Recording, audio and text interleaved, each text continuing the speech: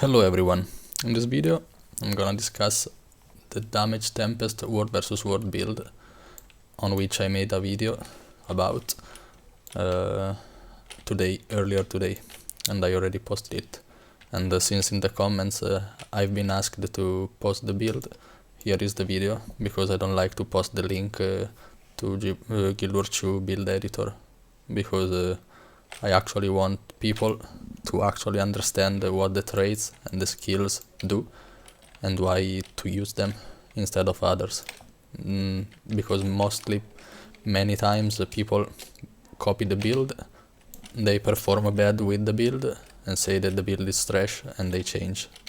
So here is the build, which is a really difficult build to perform in my opinion, because it really relies on big stability uptime from your party, big support, big condi cleanses, big healings, because your main source of damage is the overload air, during which you cannot dodge or you will interrupt it. So you cannot dodge, and you have to tank some damage.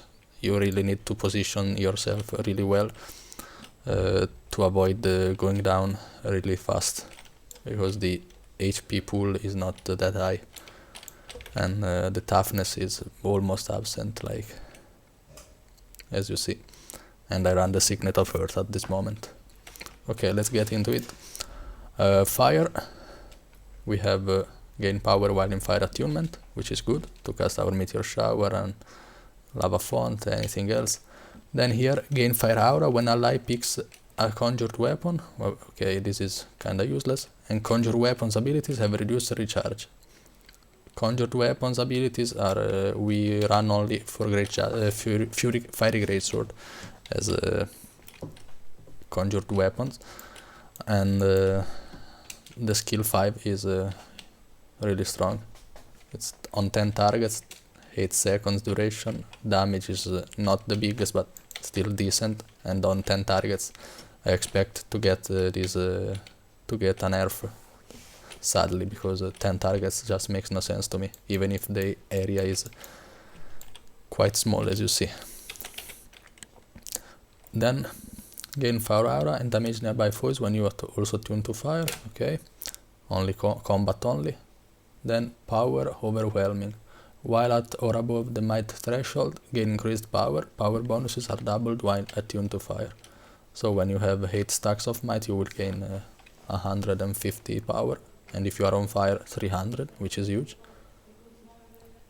Then here, Pyromancer's training. Your fire weapon skills gain reduced recharge, deal more damage to burning foes. Enemy will always be burning, basically, like every necromancer skill applies burning, the guardian skills burning. Even if they cleanse fast, you will still get some damage on the burning enemies, so 10%, and also the 20% recharge is huge for your meteor shower, your lava font. Your lava font is basically permanently on the ground with the last trait I will show you now, which is persisting flames. Fire fields created by weapon skills last longer, meaning this, and also this, the burning retreat, 8 seconds. And then your damage is increased whenever your fire fields hit a foe. 1% damage, maximum 10 stacks. So then on air, move faster while attuned to air. Okay, still nice.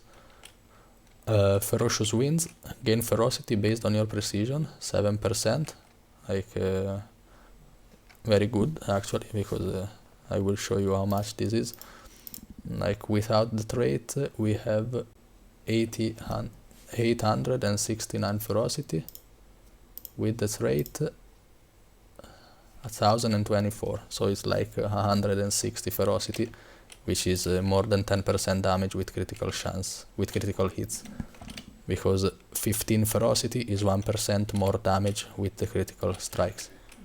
Then here, strike your target with a bolt of lightning when attuning to air, and we will attune to air a lot with fresh air. Raging Storm, critically striking a foe grants fury, gain ferocity while under the effects of fury. This allows you to get almost permanent fury, even without Herald in your party, or a warrior with 4 great justice, or Scrapper converting the conditions into Fury, and also 180 ferocity. Then we have Aeromancer's Training, gain ferocity and gain additional ferocity while attuned to air, and we will be on air a lot. Air weapon skills get a reduced recharge time 20%. This is not really useful, but we just need the overload here mostly. Then Fresh Air, recharge air attunement on a critical hit, gain a ferocity boost while attuning to air. So this is we have 100% critical chance with Fury, as you see. So each hit we inflict to enemy will crit, and this crit will recharge fully the air attunement, even if you overload. Like, we use the overload, we swap, and this field will hit for critical hit, and the air is immediately recharged, and then you can overload again. So this is the main damage source for this build, especially when melee. On the Tempest, the traits are not that good, but I went for Unstable Conduit. You will gain a Shocking Aura at the end of this overload. I would go for Gale Song, but it's like 300 seconds cooldown, is just a joke. Then here, Harmonious Conduit, because the other two traits are like almost useless, and this one gives you a stack of stability, which is almost always needed. And even if the Firebrand will give you stability, it's always like to have a one more stack. It's not bad. Then here, Transcendent Tempest, time to attain singularity is reduced. Upon successfully completing an overload, gain increased damage, which means after we finish an overload, we do 7% more damage, which is nice. Nice modifier. Okay, now let's get to the equipment. The armor is full Marauder. Then we have Valkyrie on the staff, and the trinkets is full Marauder, and one earring is Valkyrie. You have to notice that I use precise word versus word infusion on. There are 6 here, 2 here, so 8 total. 9, 10, 11 precise infusions. If you don't wanna buy these, you can go for a Marauder herring instead of Valkyrie, but you will lose some HP. I decided to go some precision infusions to get more HP, as you need it. You need HP a lot. The rune is Thief. Thief rune is not too bad. It's like actually huge precision, since you need to have full critical chance, and also increase damage by 10% after striking a foe from behind or the flank. So it's not the same damage as Scholar, but you need the precision. So this is the meta, I guess. On the staff we run Accuracy and Force to have maximum damage output and critical chance, and on the other staff, just the Stacking Sigil, the Bloodlust, to have the 25 stacks, meaning 250 more power, which is a huge damage boost. The utility skills. I tried the Ether Renewal, but it's just too slow, and even if it's good Condi Cleanse, it's over a long period of time, during which you cannot be stunned, or you miss all your heal, basically. Like, if you get stunned, you cannot dodge, you cannot keep doing damage. So I don't find this really huge, to be honest. Like, anything else is basically quite bad. I went just for the highest heal option, and which is Glyph of Elemental Harmony. Like, Wash the Pain Away is the same cooldown and heals allies too, but the healing to yourself is minor. It's like is not as the Glyph of Elemental Harmony, and also it's slower cast. You can go Arcane Brilliance for some more damage and Blast, and the heal is still decent, like more than Glyph of Elemental Harmony if you hit 5 enemies, because it will increase the amount of healing by 100%. Let's see it. and also deal some damage. So I think the choice is between Arcane Brilliance or Glyph of Elemental Harmony. I personally prefer Glyph of Elemental Harmony. Then utility skill Panic Button needed, much needed when you are inside the enemy blob.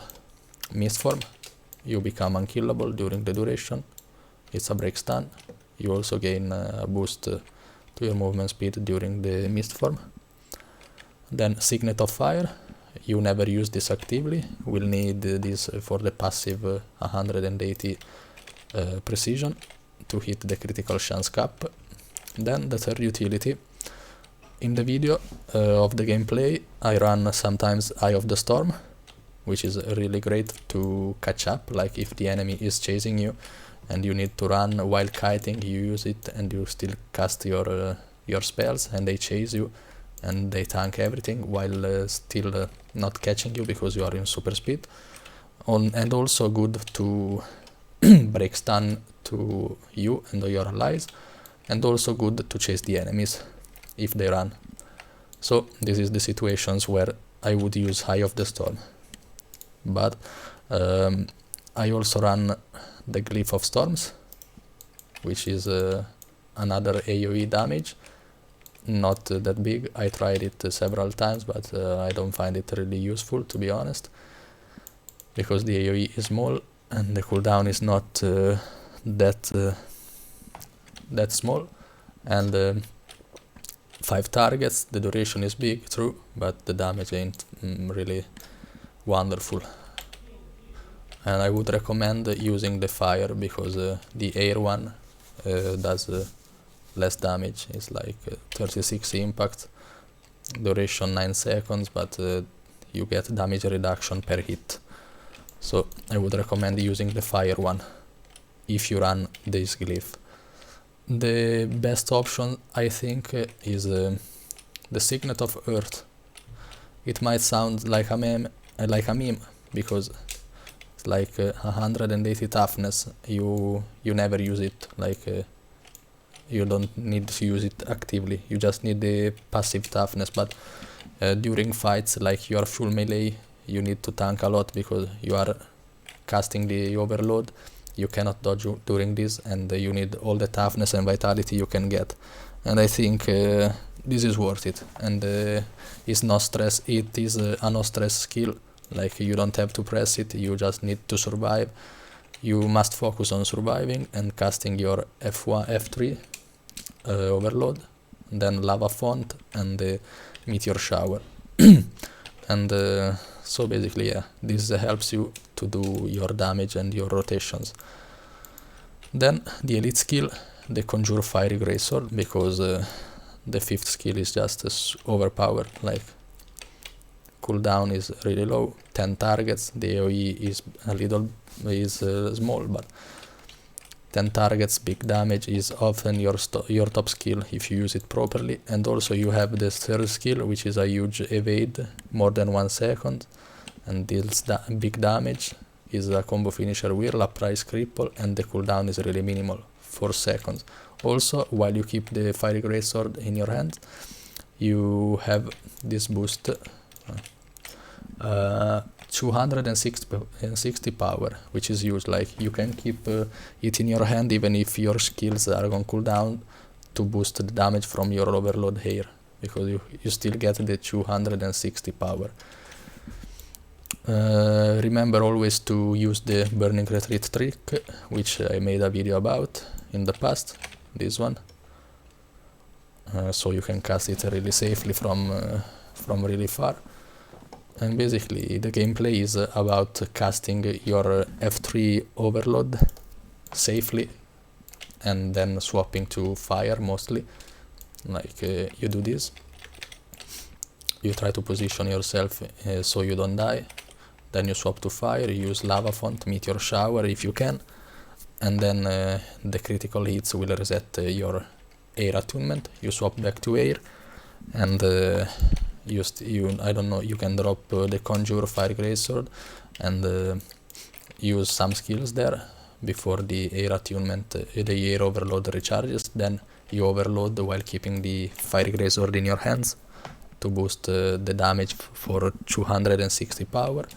You finish the overload, you can swap to fire, and at this point the lava font will be ready again. You lava font again. If you need to dodge, you can use burning retreat, and also the burning retreat helps you to get the cap here to 10 stacks because it is a fire field too. And then you basically swap again to air, you overload again, and if fire is still on cooldown, you can swap to to water or earth, which have decent skills actually. Like the chew on water is a big damage, it's a bit slow but it's big damage as you see, and the same goes for earth. The skill chew is even more damage but is slower. Also we have access to some CC and steady ground on the earth. I would not recommend to use any overload because they stop you from doing damage, they are slow casting. The only overload I would do is the air one, and also don't forget to cast your static field from far away to stun the enemy and remove a stack of stability. So this is it for this video. I will post in the future a commentary video on my gameplay, on my video on gameplay. So I will show you what I do and why I do this during the gameplay, and what I was thinking during the gameplay, why I chose to use that skill instead of the another one, and so on. Thank you for watching.